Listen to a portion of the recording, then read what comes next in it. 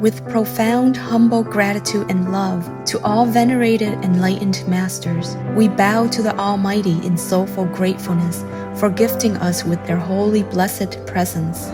May all beings be awakened by their divine grace. Part 1 of 4.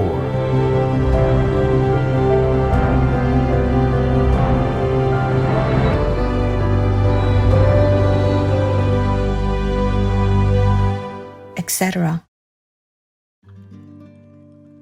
Our programs offer many languages. Please visit suprememastertv.com/schedule. Nos programmes offrent plusieurs langues. Veuillez visiter suprememastertv.com/schedule. Nuestros programas ofrecen varios idiomas. Visite suprememastertv.com/schedule. برامجنا متوفرة بالعديد من اللغات. يرجى زيارة suprememastertv.com/schedule. How do rebirths come to an end? What happens to the soul at death? Who are the messengers of the light?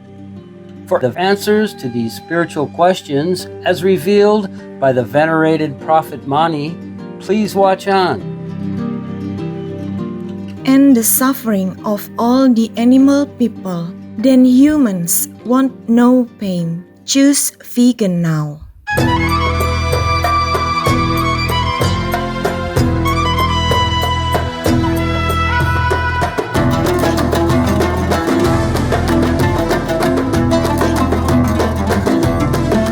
Naharut Sa'id means good day in Arabic, one of the official languages in Morocco.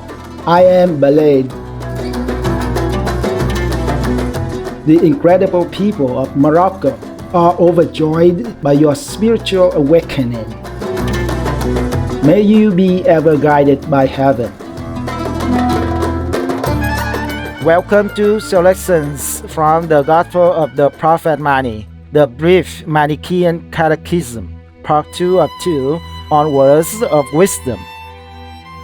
Prophet Mani, also known as the Messenger of Light, was a Persian mystic saint who sought to liberate humanity through a deeper understanding and connection with God. His Gnostic teachings became the basis for the Manichaean religion. Founded in the 3rd century AD, Manichaeism was based on the belief of the divine within, as well as the duality of good and evil. Prophet Mani saw a human struggle between the spiritual light and the material world of darkness. His teachings, which focus on the unity of all religions, drew from Zoroastrianism, Buddhism, and Christianity. During its peak, Manichaeism spread from Spain to India and was perhaps the first religion to flourish worldwide at that time.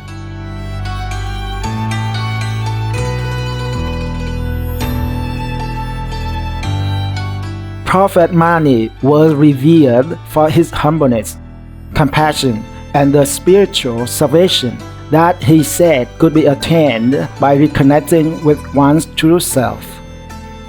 During a lecture in 2007, Supreme Master Dinhai confirmed Prophet Mani's place in history as a true messenger of light.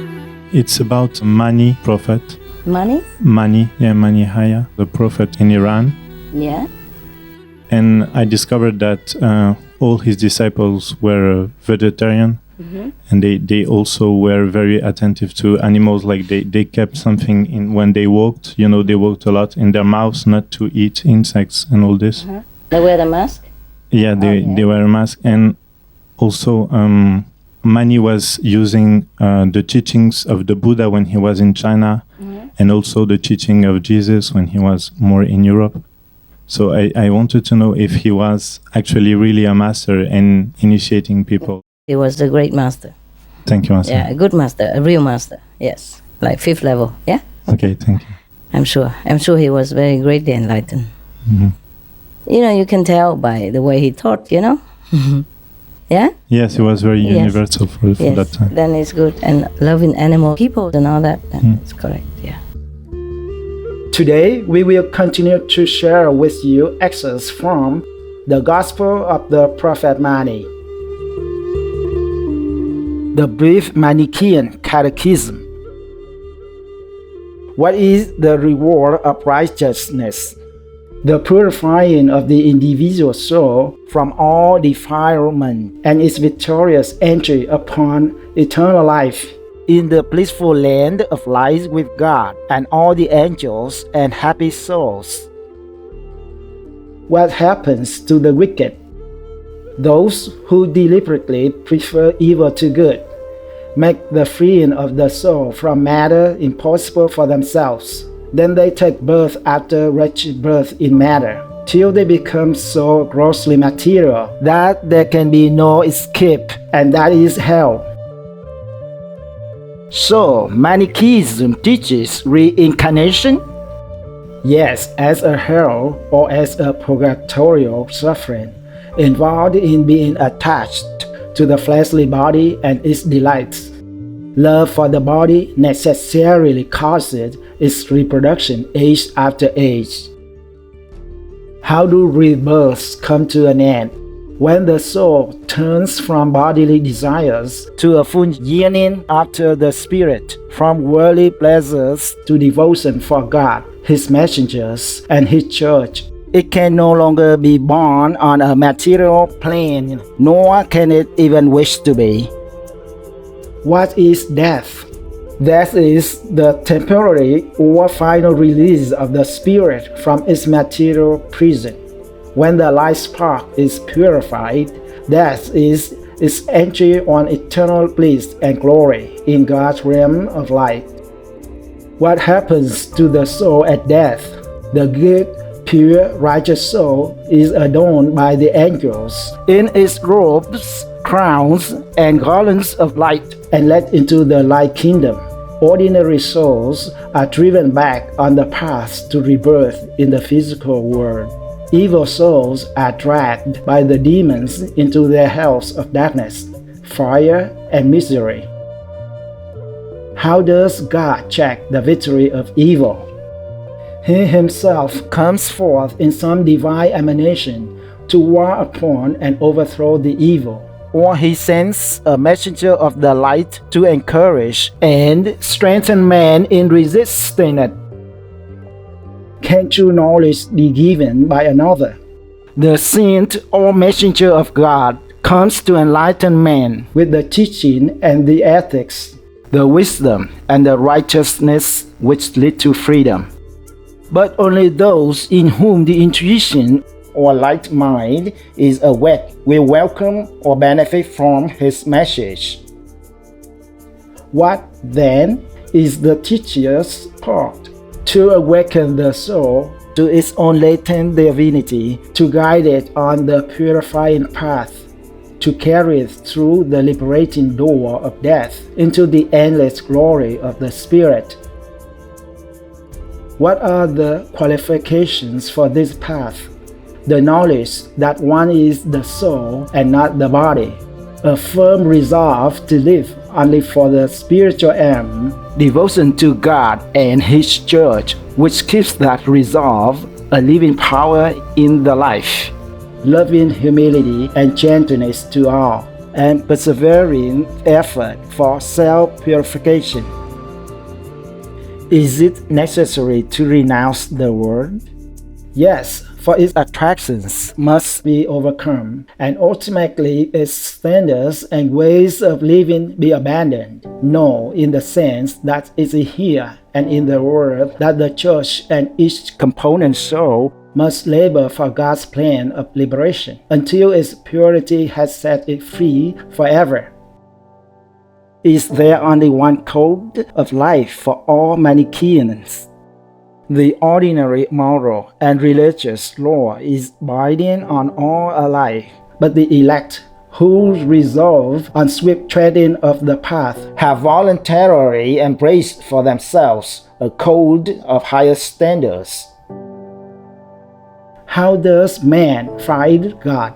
Roused by God's messenger from the drunken sleep of fleshly ignorance, he realizes his identity with spirit and his temporary bondage to the body. Then he resolves to be free and patiently works at his own liberation. refining his thoughts and practicing all spiritual virtues till he is pure enough to see God in the hour of death. Where then is God? As eternal king of the spiritual light realm, he dwells transcendent over all that is. As manifest in the powers of the light, he wars for its total liberation from the aggressing darkness. As immanent in every atom of matter everywhere, he awaits that liberation which he alone can bring about. Has he any real temple? He is immanent in everything and manifested there to the seeing eye. Therefore God's temple is the universe and every particle within it. Sacramentally, but more especially, is it the heart of the saint who longs for him. What are the gods and angels? They are emanations or expressions of the nature of the one God. The King of light and Father of all come forth from him to bring about his final victory over evil. What is our relationship with them? They aid our struggle to escape the darkness of matter, and we must not fail to reverence, love, and worship them as our champions, protectors, friends. Who are the messengers of the light? Saints and prophets sent by God from age to age to teach men the truths of life and how they can attain to him in whom alone all happiness is found. What is the church? It is the organized assembly of the faithful souls called by God and his messenger to choose the light and to labor for its freedom everywhere from the darkness. It is a wonderful unity in him, based on love and wisdom fully shared. What happens when soul is wholly freed? The physical world created for its freeing seed to exist. The light becomes supreme, while the darkness and all evil, together with those who choose to merge therein, are forever subdued or sunk into oblivion. What is the final goal of all life?